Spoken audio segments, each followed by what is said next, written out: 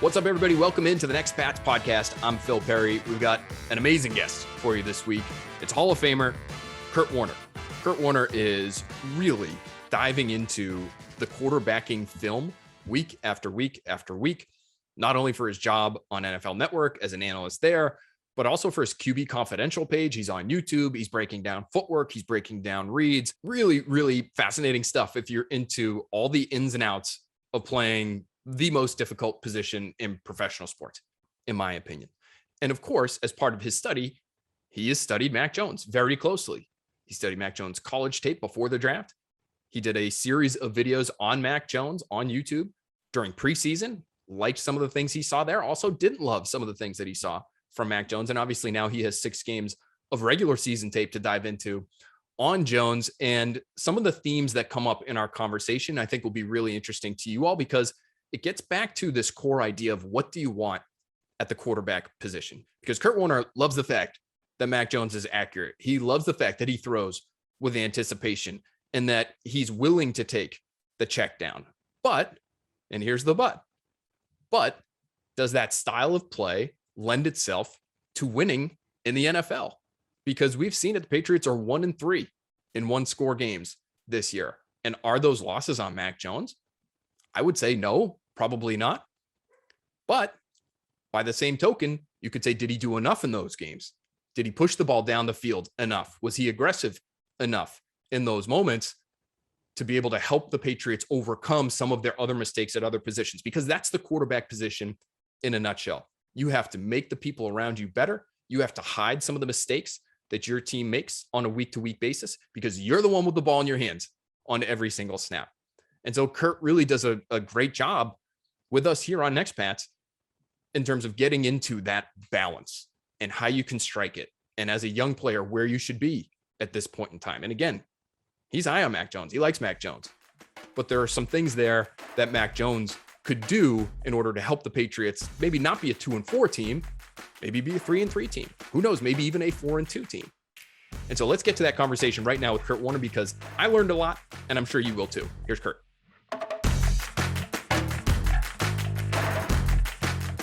All right, very excited to have our next Pats guest on with us now. It's Kurt Warner. You know him, Hall of Famer. You can also see him on NFL Network. He's an analyst there every Sunday on NFL Game Day morning at 9 a.m. He's coaching high school football. He's got a son playing college football. It's all football all the time at the Warner household. And so, Kurt, we thank you for spending a little bit of time here with us to talk some ball. Oh, my pleasure. Always good to talk ball. People that want to dive into the nuances of the game, I'm all in. Well, on your YouTube page, QB Confidential, you are all about quarterbacking nuance. And that's where I saw, this was really weeks ago now, it was during the preseason, months ago. You looked really closely at Mac Jones and what you'd seen from him then. And you had a video that was dedicated to the good you'd seen from Mac Jones, and maybe the not so good was in a separate video. But I want to ask you about the good first, because Kurt, he's at the top of the list in terms of rookie quarterbacks this year and a lot of different statistical categories. The Patriots are just 2-4. But if some of those good things that you've seen carry over from the college level, preseason games into the regular season, are those things still translating for Mac Jones, when obviously the speed of the game is much different now in the fall than it was in the summer? Without a doubt. I'm a firm believer that anytime I'm looking at college quarterbacks, getting ready for the draft and getting ready for the NFL, I'm always looking for things that I say, this is translatable. Because, we know the speed is greater and it's more complex and different things happen at the NFL level. So not everything you can take and go, oh, well, he could do this. He could run around in college, but he might not be able to do that in the NFL. So you're always looking for things that can translate from what they did and how they played in college to the same sort of things in the NFL. And one thing that I always believe translates is the ability to process information. If you know what you're looking at, know how to simplify the game and to do it quickly, that is something that will translate to the next level. And it will give you a chance very early in the game to be successful. That was the one thing you saw from Mac Jones in college, even though, in college, great offensive line and he's standing back there forever and all these number one wide receivers. And, you sit back and go, well, of course he's good in college because he's got all of this around him. And, rightfully so. I understand that. But the ability to watch his eyes and see him process information and get through reads and get to the right guy in a timely fashion was something that stood out to me. And I said, okay, this is something that lends itself to give him an opportunity to succeed at the next level. Now, the biggest thing that we wonder from a translatable standpoint is the physical gifts, right? That he's not the most physically gifted player. And again, I know a lot about that, where you just say to yourself, okay, he can be really good processing information, and that will make him a good starting quarterback in the NFL. The question is, does he have the physical traits to transcend that and become that difference-making quarterback, that championship-type quarterback? So those were kind of the two things that stood out to me about Mac Jones. So you go into the season, as you said, first there was a tape looking at him in college. Then you saw preseason, so you wanted to see him play a little bit. And, I was actually thinking about it on QB Confidential as I was putting together some stuff for this week, is going, hey, I think I want to take a look at what he did against the Cowboys and where he's at this stage, because he's done a lot of really good things. But what you see is he continues to process information very, very well. And so he gets the ball out of his hands. He doesn't make a lot of mistakes. And he's getting completions, and he's giving his team a chance to get first downs and to be in football games. And thus the reason why, when you said he's the top of the list in terms of rookie quarterbacks, that is why. There's nobody else that's processing information and getting the ball to the right guy or getting the ball out of his hands nearly as well as Mac Jones is. So they've been in just about every single football game. And, we talked off the air. You said, people are panicking because they have 2 wins. They could very easily have 2 more wins. They were right there in a position to win 2 more games. And now we're sitting here going, man, rookie quarterback, they're sitting here at 4-2, and everybody's excited about where they're at. The fumble in the first game, last week against Dallas, against a good football team, they had opportunity. I'm talking very easily could have 4 wins right now at least. So that's what I love about Mac Jones, is that he's a rookie, he's learning, he's not there yet, but he's given his team a chance to win nearly every time out, and he's making big plays in different ways, because that's the funny thing is when we hear big plays, the first thing we think is, oh my gosh, you got to throw it 40 yards down the field to get a big play, or you got to make one of those special throws in between 3 defenders. To me, big plays are the right play. When things are falling apart, and where your check down is, you get to your check down, and instead of a 8-yard loss, you get a 4-yard gain. That's a huge play in a game. Being able to make a key throw in a key moment. And Mac Jones is doing a lot of that stuff. Now, you can look at the other side of it, and when I said the translatable side from the physical side of it, and I'm not seeing him making a lot of those big-time throws where I say to myself, okay, that's a transcendent throw.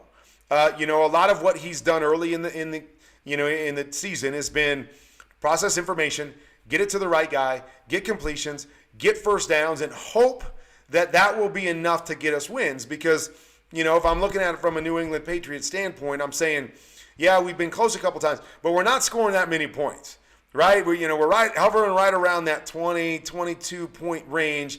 Where, again, we can win some games because we keep it close. We got good defense and all that. But we're going to lose some of these close games, too, because we're not able to put the points on the board. So that's kind of the next step for Mac Jones, is to be able to make some of those game-changing big plays, that can help them win. And we saw a couple of those against Dallas. The touchdown pass, his anticipation and getting that thing out and laying it right where it needs to be, unbelievable.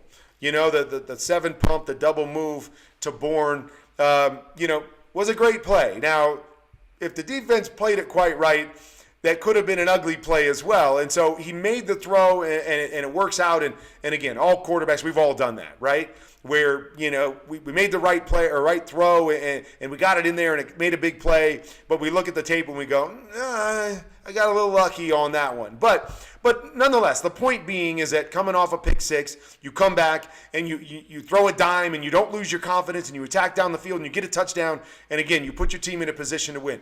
So those are all the things that you have to love about Mac Jones, his toughness.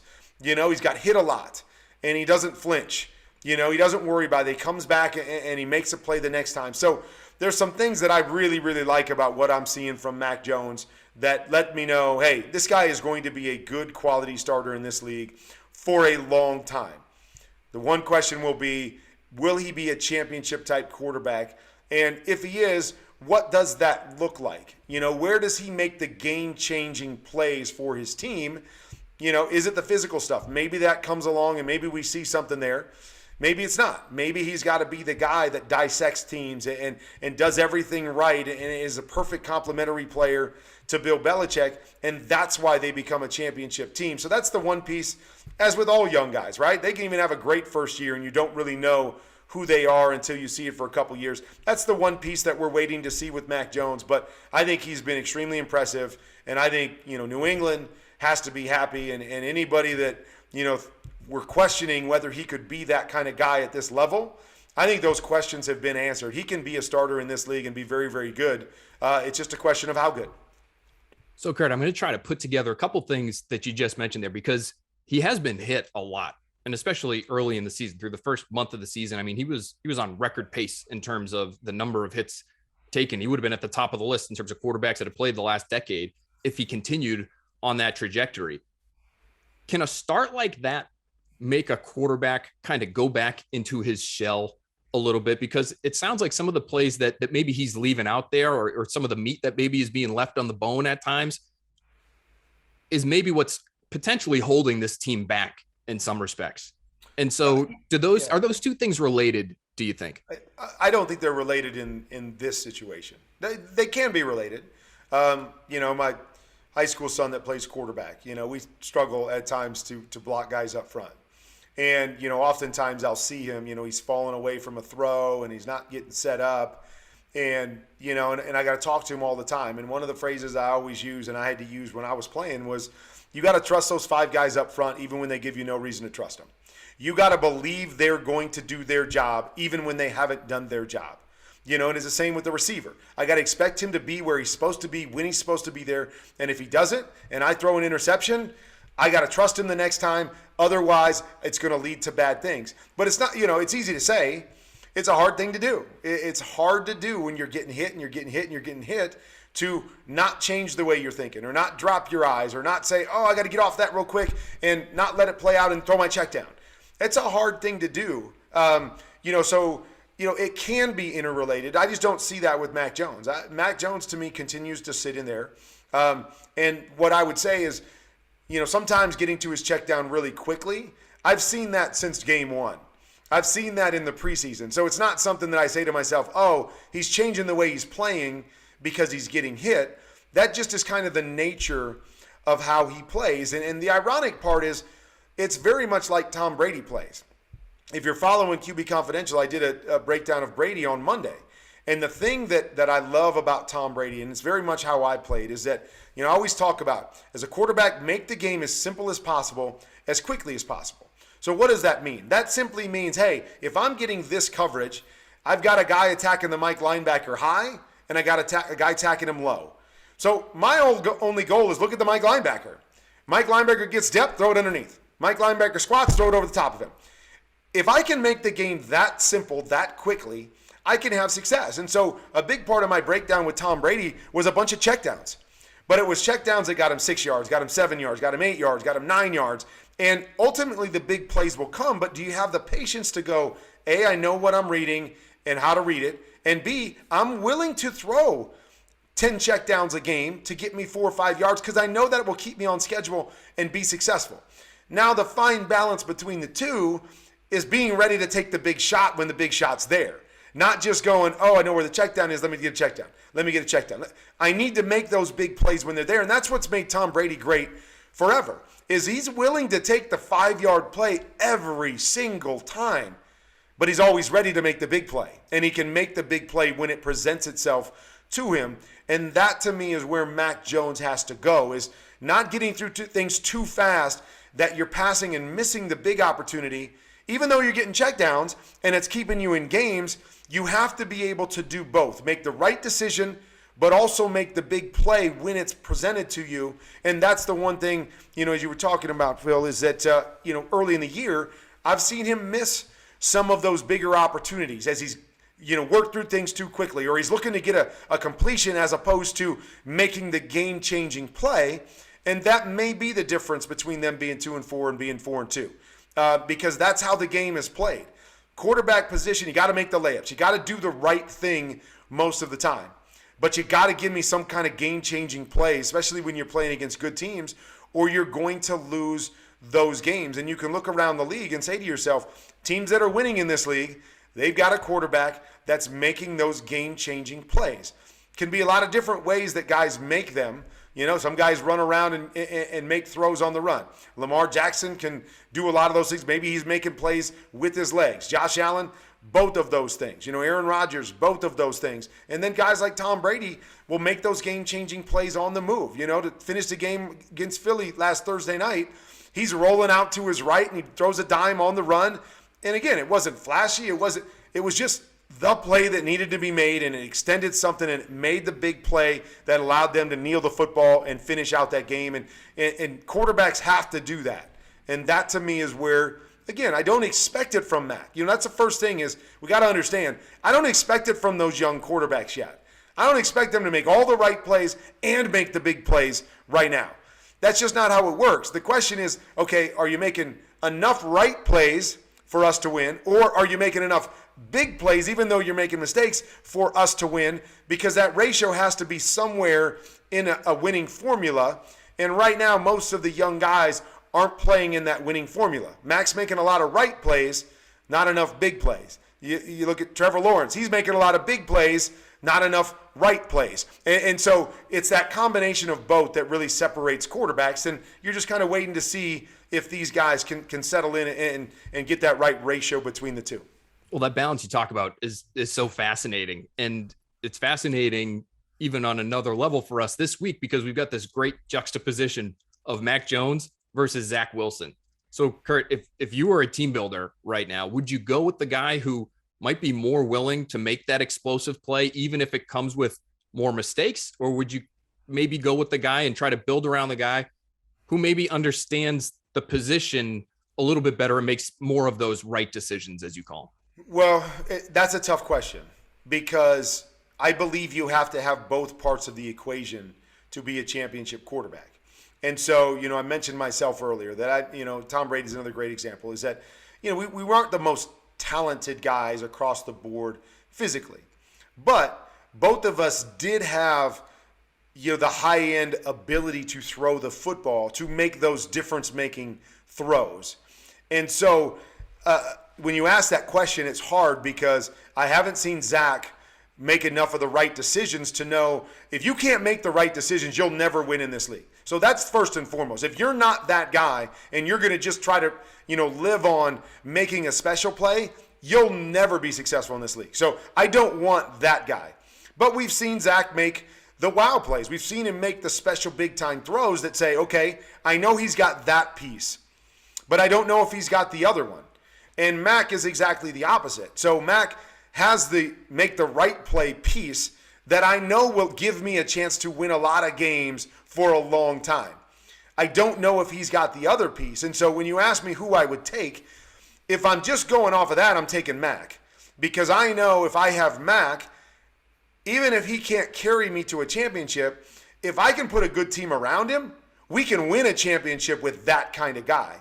And so I'll go with Mac, even though I think he's got to have that other piece if he's going to become a great quarterback in this league. And I know I've got that with Zach. I don't care if you give me 4 special plays a game. We're going to lose if you can't make the layups for me, if you can't see the field and do that. And Zach hasn't shown me that yet, although, you know, he hasn't played a lot of football. I guess Mac hadn't played a lot of football either, but it was just their strengths coming out were different. But yeah, I'm gonna always take the guy that I can win with, you know, that makes the right plays if I can win with. And then I have to say to myself, okay, I might not be able to win because of him, but I can win with him. Now it's my job to surround them with a team that helps us to be successful, as opposed to just wallowing around with a guy that's ultra talented, but just never comes to the point where he makes the plays that give us a chance to win on a consistent basis.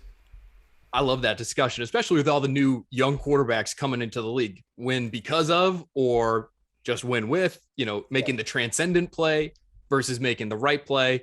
Yeah. Kurt, we could talk quarterbacking with you all day long. Thanks so much for spending so much time with us here on Next Pats. Again, to our listeners, you can obviously find Kurt on NFL Network every Sunday on NFL Game Day morning. That's at 9 o'clock. Kurt Warner, thanks so much for being with us on Next Pats, man. Learned a ton. Love hearing from you when it comes to all things football. Check him out on the YouTube QB Confidential page as well. Kurt, thanks so much. You got it. Let's hook back up later in the season, and maybe we'll be talking and sharing a little different tune. But I love talking ball. Keep doing what you're doing. Thanks so much, Kurt. Would love to do that.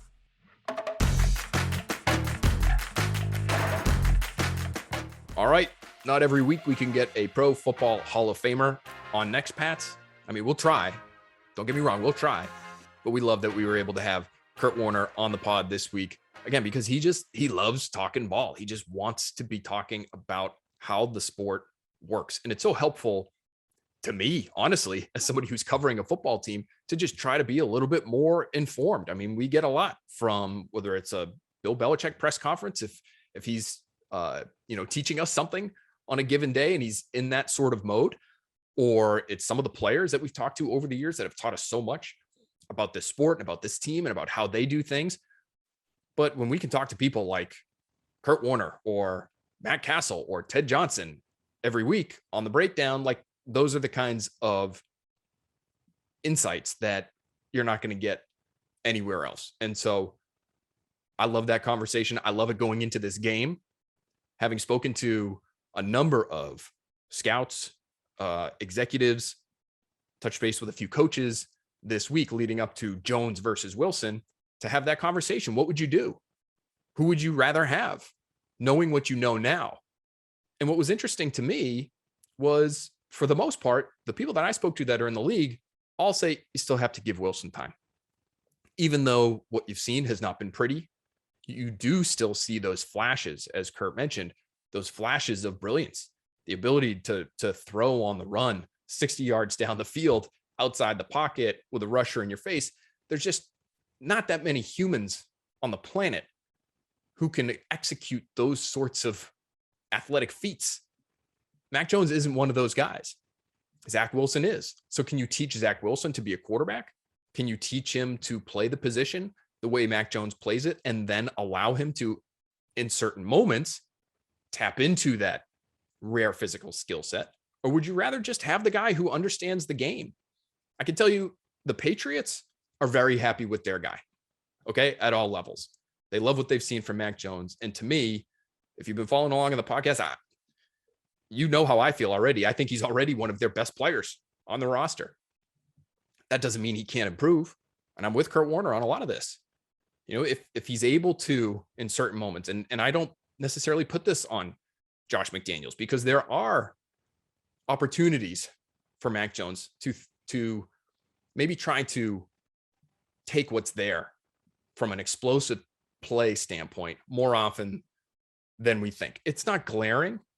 It's not game after game after game, because these are subtle, nuance types of plays.